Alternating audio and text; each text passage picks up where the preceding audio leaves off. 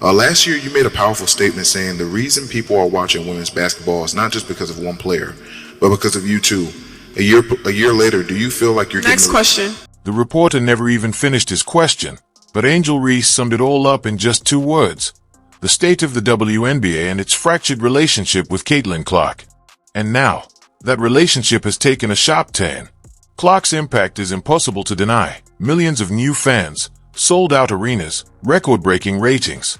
Yet instead of embracing that momentum, the league fumbled its golden chance. Rather than celebrating the Clark effect, too many voices inside the WNBA resisted it. They dismissed the hype, downplayed her influence, and even mocked her fans. What should have been seen as a gift was treated like a threat, and to anyone watching from the outside, it made absolutely no sense. But the WNBA last year, bless their hearts, finally got a star.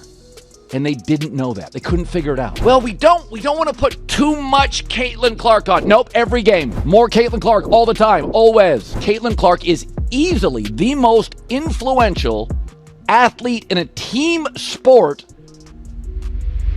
since Michael Jordan. The success, the mainstream breakthrough, the headlines, the hype, the packed arenas.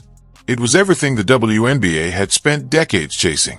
They finally had the player, the spotlight, the cultural shift, the chance at real money, bigger salaries, and global recognition. But here's the catch. It was Caitlin Clark leading the way. And for many inside the league, this wasn't a celebration. It was a funeral. Because Caitlin being the one wasn't just a plot twist. It was the end of a dream. The dream that they would be the ones to collectively elevate the WNBA. The harsh truth. After years of being told fans just didn't care about women's basketball, the fans showed up. They just showed up for Caitlin. There are levels to this. And yes, Diana, you were right. Players and media have been moving through something that looks an awful lot like grief, denial, anger, bitterness. We've seen it all.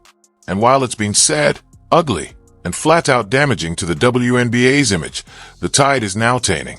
A moment that normally would have meant nothing has changed everything. The league suddenly knows what's coming next, and they're scrambling to get on the right side of history before it's too late. So let's break down what happened. But first, if you're ready to watch the WNBA finally cave to Caitlin Clark, hit that like button, and don't forget to subscribe. Let's rewind for a second. There's levels to this thing, and that's just life. We all went through it. By this point last season, Caitlin Clark wasn't just another rookie. She was the storyline. She had detonated onto the league, sending viewership numbers through the roof, tripling ratings, selling out NBA arenas, and turning her jersey into one of the hottest items in sports. Every Indiana Fever game became an event, with fans lining up hours before tip-off and scalpers charging playoff-level prices for regular season tickets. Clark didn't just arrive. She shifted the entire landscape of the WNBA overnight. Yeah, the reason why we watching women's basketball is not just because of one person. It's because of me too, and I want y'all to realize that. The jealousy started before Caitlin Clark even played a single pro game. The hype around her was unlike anything the WNBA had ever seen. She wasn't just a star. She was a generational force. She shattered the NCAA all-time scoring record, carried Iowa to back-to-back national championship games, sold out every arena she entered, and pulled up from the logo like it was nothing. By the time the draft rolled around, there was no suspense. It was a coronation. Clark was the obvious #1 pick, the center of every camera flash, every headline, every sponsor pitch. And that's where the tension began. The league had seen great players before: A.J. Wilson, Kelsey Plum, Breanna Stewart, legit superstars, MVPs, champions. But none of them entered with this kind of spotlight. And for some, that stung. Cue the first stage of grief, denial. It wasn't just skepticism, it was resistance. Players, media, even executives rushed to downplay her impact. The cracks were showing before she even stepped onto a WNBA court. If we say her stats are today, what? 20 points, 8.4 assists, 6 rebounds. That's crazy. But 5 points. If Caitlin had come in and flopped, or even just been average, the old guard would have had their victory lap. See, we told you. College is college. The pros are different. The narrative would have written itself. The hype would have cooled, the cameras would have moved on, and the veterans would have been vindicated. But that's not what happened. Instead, Clark's very first game drew 2.1 million viewers, the most watched WNBA game in over 20 years. From there, it only snowballed. Every appearance brought record ratings, national TV spots, packed arenas, and jersey sales that couldn't keep up with demand. She didn't just live up to the hype, she exceeded it. And that's when the shift became obvious. Stage 2 of the grief process, anger. Caitlin's coming. There's more than just that are coming. What will the league have in store for them when they get there? Look, SVP, reality is coming. Once it became undeniable that Caitlin's momentum wasn't slowing down, no matter the eye rolls, dismissive comments, or media critiques, the league shifted into damage control. And this time, it happened on the floor. Suddenly, defenders were setting harder screens, delivering off-ball hits, and taking liberties with contact. The referees? Silent.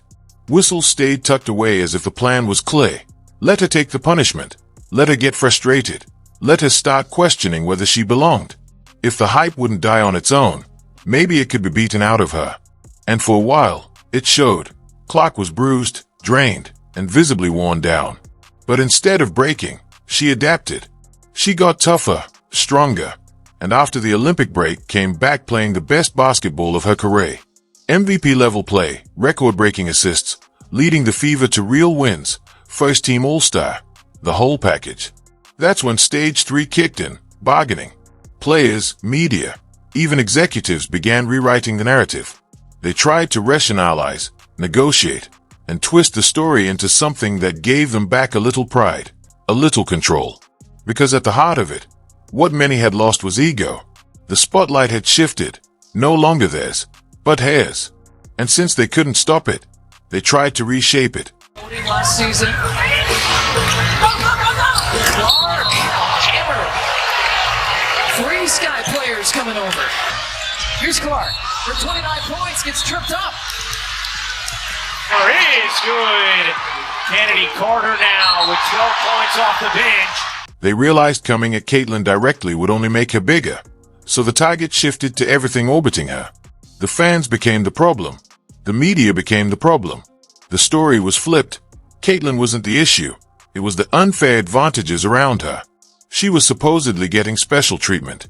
Her supporters were labeled as outsiders, not real WNBA fans. And the loudest claim of all, if you like Caitlin Clark, it had to be because of her skin color.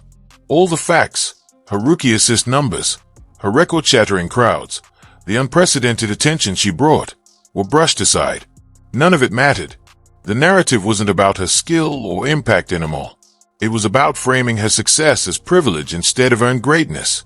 It's just the structure of the way media plays out race. So last night we read Time magazine where Caitlin Clark was named Athlete of the Year. Why couldn't they have put the whole WNBA on that cover? The one thing that I cannot deny is the amount of little girls that were showing up to follow her. Little girls with their parents and the fervor and the energy there. Why her? Same thing. Why her? Well, but she was a white girl from the middle of America. It's straight out of the propaganda handbook. Repeat a lie often enough and loud enough, and people start treating it like truth.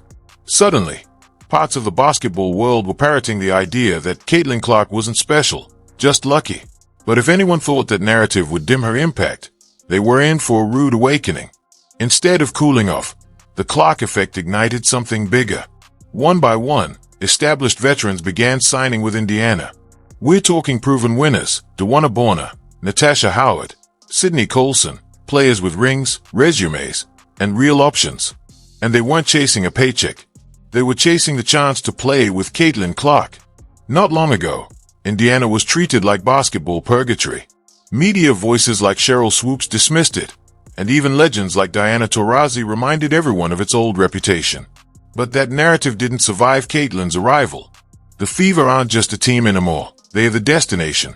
And when that shift happened, the doors blew wide open. While Caitlin is fantastic and I think she's going to have an incredible career in the WNBA, there are women that were worthy of coverage prior to her arriving, and I just will not be silenced when it comes. First, it was the arena upgrades. Games were being moved just for her.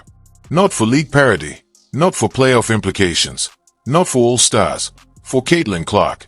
Teams that typically played in smaller gyms were suddenly booking NBA arenas because they had to. The demand wasn't optional. If Caitlin was coming to town, you needed more seats. Then came the broadcast schedule. Out of the Indiana Fever's 44 regular season games, 41 will be nationally televised. That's not just visibility, that's saturation. The networks weren't hedging bets. They were putting all their chips on one player, betting that the Caitlin Clark show was worth primetime billing almost every night. And then came the preseason games. One of them, an exhibition game, sold out a 15,000-seat arena. That's preseason. No standings, no playoff stakes, just Caitlin. And fans shelled out hundreds of dollars just to see her warm up. For the first time in history, WNBA games will be played in the United Center. The Chicago Sky will host the Indiana Fever at the UC on Saturday, June 7th and on Sunday, July 27th. And the average reported ticket price was $650. Now, if you do the math here and you do 15,000 people times $650, that is almost $9.75 million just for a WNBA preseason game. Yes, have we ever had teams have to get into larger arenas to play against a team? No, we have not. So if we have more eyeballs on the game and Caitlin Clark brings that, why would we feel some kind of way because she has more television games? I think we have to understand that when one player eats, we all eat. And as we all get more opportunities, it just opens it up for everyone else. Caitlin Clark a problem, bro. Yeah, see that. I just think about my rookie year and I think about how I came into the league and I'm like, bro, it was such a crazy transition for me to just understand what it's like to play at the pro level. And it's like this girl coming in as a rookie and going she broke the record for assists. I don't think people really understand how crazy that is to do as a rookie, your first year doing this. But that's another episode. Shout out to Caitlin, bro. The plays that she was making still, despite all that, was insane. But people were so caught up in the logo threes and the 23-point attempts per game, which absolutely I understand that. It was so much fun to watch. But I always said she could potentially be one of the best point guards to ever play in the WNBA.